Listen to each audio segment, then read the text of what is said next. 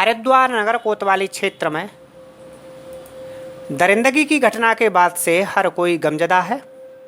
मासूम का परिवार और मोहल्ला ही नहीं, पूरे शहर के लोगों की आंखें नम हैं। मासूम की मां बीते 72 घंटे से बेसुध है।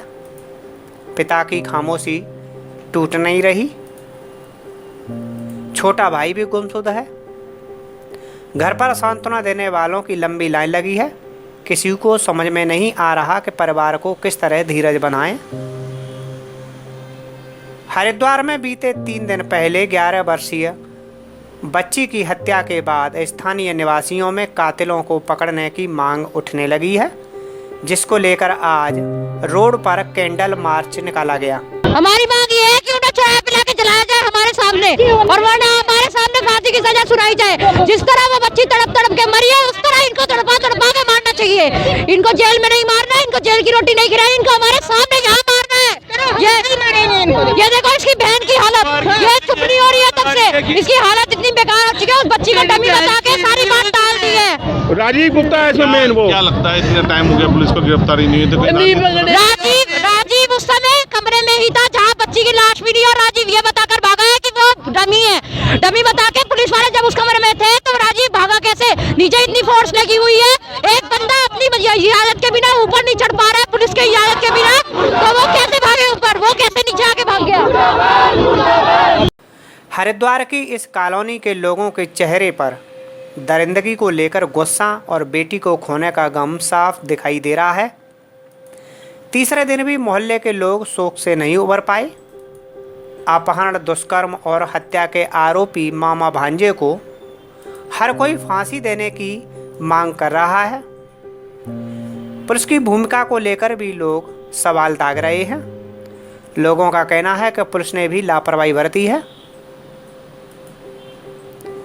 लोगों में इतना गुस्सा है कि आरोपी के घर के आसपास का क्षेत्र पुलिस छावनी बना है।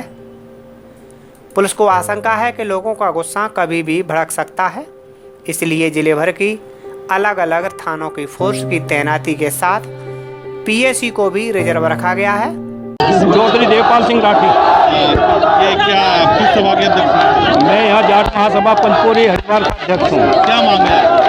हमारी मांग ये है कि जो रितिशा के हत्यारे हैं उसमें सिर्फ एक हत्यारा पकड़ा गया, जो दूसरे हत्यारे थे पुलिस के वहाँ रहते हुए मौजूदगी में वे वहाँ से फरार हो गए।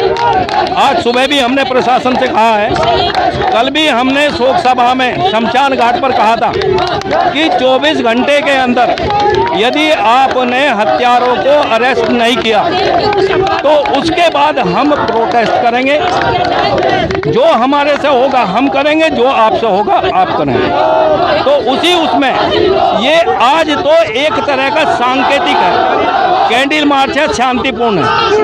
लेकिन मेरा आपके चैनल के माध्यम से प्रशासन से निवेदन है कि ये हरिद्वार वासियों का गुस्सा सड़क पे फूटे, उससे पहले उन्हें अरेस्ट करें, और सबसे अच्छा तो ये होगा कि उन्हें अरेस्ट करने के बाद जनता के सामने उन्हें लाएं और उन्हें जनता को सौंप दें। जिस तरह से उन्होंने जीतेता के साथ जघन्य अपराध किया है, वो किसी भी रूप में बख्शने लायक नहीं है। उनको खड़े होकर फांसी दे देनी चाहिए।